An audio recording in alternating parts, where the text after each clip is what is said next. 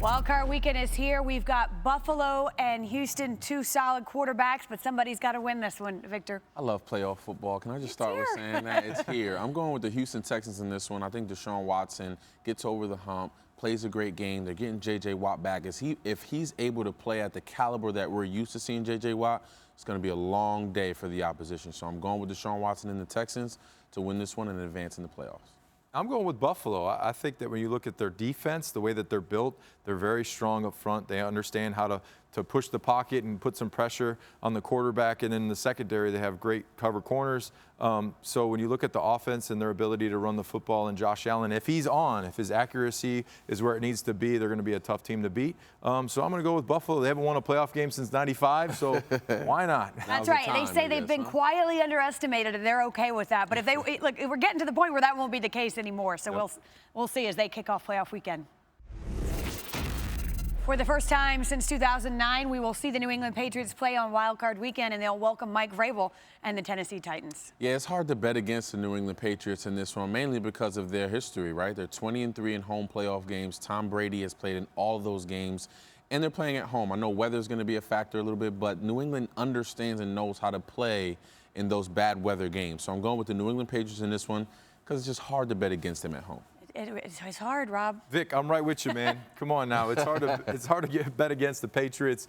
They understand how to win in the playoffs. And when you're playing another team that's never been there, or everything steps up and the pressure seems to be a little bit more intense, and that's when you could have a turnover or a fumble or something that's uncharacteristic of that team. So when you're a Tennessee Titan team, travel into a cold, rainy, playoff New England Patriot home game, I just don't think that they're going to be able to get it done for 4 quarters to beat the Patriots. Well, you both referenced the weather. It is supposed to be mid-30s and a lot of rain. We know the Patriots prepare for that, but it's not going to be ideal in Foxborough on Saturday. It is a rematch of the Minnesota Miracle, only unfortunately for the Vikings this time. It's in New Orleans. Who you got? I'm going with New Orleans in this one. I just think the Saints are on a path and playing with a chip on their shoulder all year long to get to this moment, to get to the playoffs, to prove that they were the team to beat last year and the team that was supposed to go to the Super Bowl. So I know they're excited to kick off this playoff game and this entire playoffs, in general. So I'm going with the New Orleans Saints, mainly because Drew Brees and all of his weapons that are around him to be successful. I'm going with the Saints. Look, the Dome's going to be crazy. It's going to be rocking. It's going to be a tough place for any team to go down there and play. The Vikings, they're going to have to play perfect to beat the Saints at home. So I'm going with Drew Brees, the weapons that they have, the defense, how they play at home.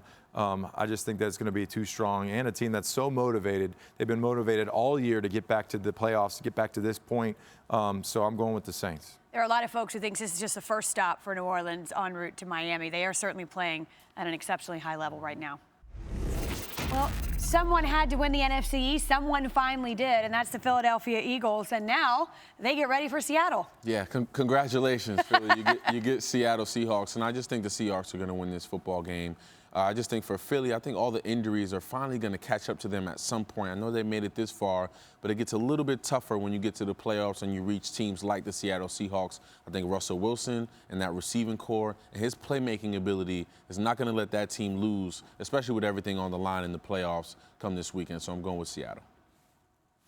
I see disagreement. I'm going with the Eagles on this one. I'm man. going with the Eagles. Look, the Achilles heel to the Seahawks was when they lost both their running backs in Carson and Penny. When they lost those guys, I think they lost their ability to run the football consistently, which sets up all the play action pass and the things that Russell Wilson does so well. I think when you see that team just pass and they only have one thing to do, it's hard for them. They need that running game, and it'd be tough for Marshawn Lynch to come in and be the guy only playing in one game. So I'm going with the Eagles. I know they've had a lot of injuries, but look, they've been hardened and they've gone through a lot of downs this season, but they're still winning. They won the division, so we'll see. At home, they might catch lightning in a bottle and win this football game. We say it all the time. You just got to get into the tournament, at which point anything can happen, so we'll see. Vic, you know that.